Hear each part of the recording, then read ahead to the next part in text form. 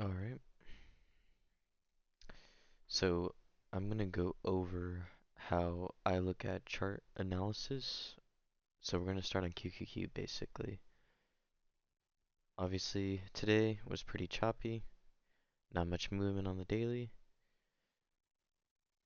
So first things first, this is gonna be basic support and resistance. So obviously right away we're gonna mark this 539 level. Um, Next thing we're gonna mark is this 505 level, this bottom right here, and then this top. Then we're gonna head over to the weekly. Obviously today we see that this 527 level is gonna be that weekly high, and then our weekly low is gonna be that 510. Then obviously we go to monthly. We already got it all marked out. Okay, this is when we go to the hourly. So obviously, as you can see, pretty choppy, pretty choppy. Well, things we're gonna look for is obviously we either want to start building back up to 527 or we want to keep building back below 510 and obviously to 505.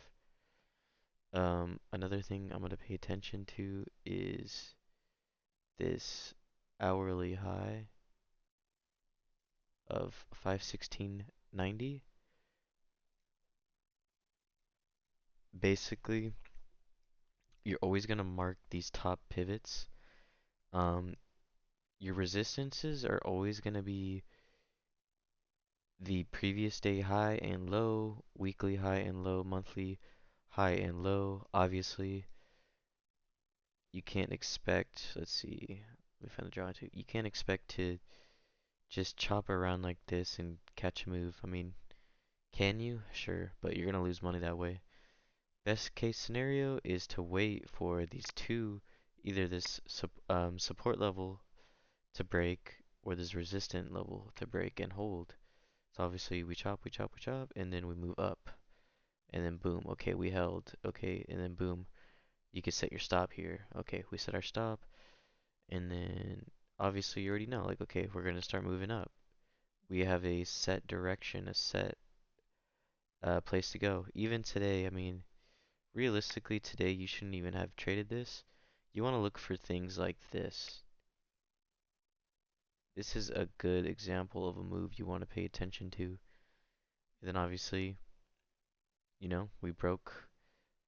I mean, right off the bat, you can see, go to the daily, for instance. Okay,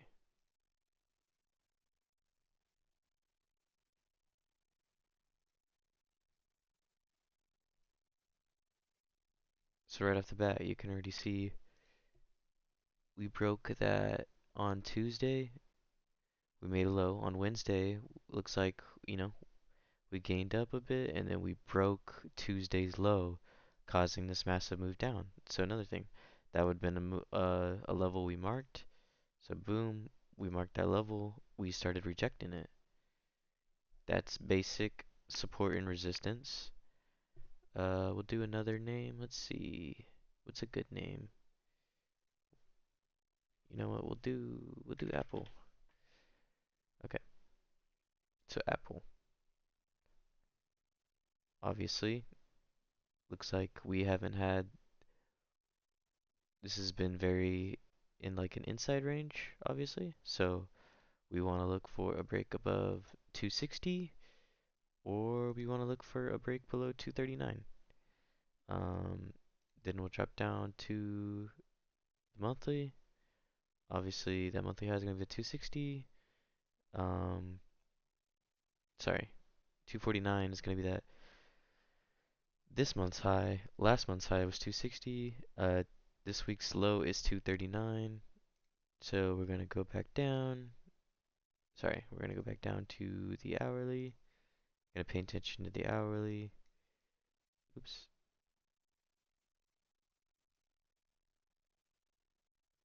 Obviously, hourly, not much going on. One thing I do notice is this local high. and obviously this local low. So we'll be paying attention to 247. Me personally, I wouldn't be trading anything in that range. And then yeah, if you guys have any questions, please let me know.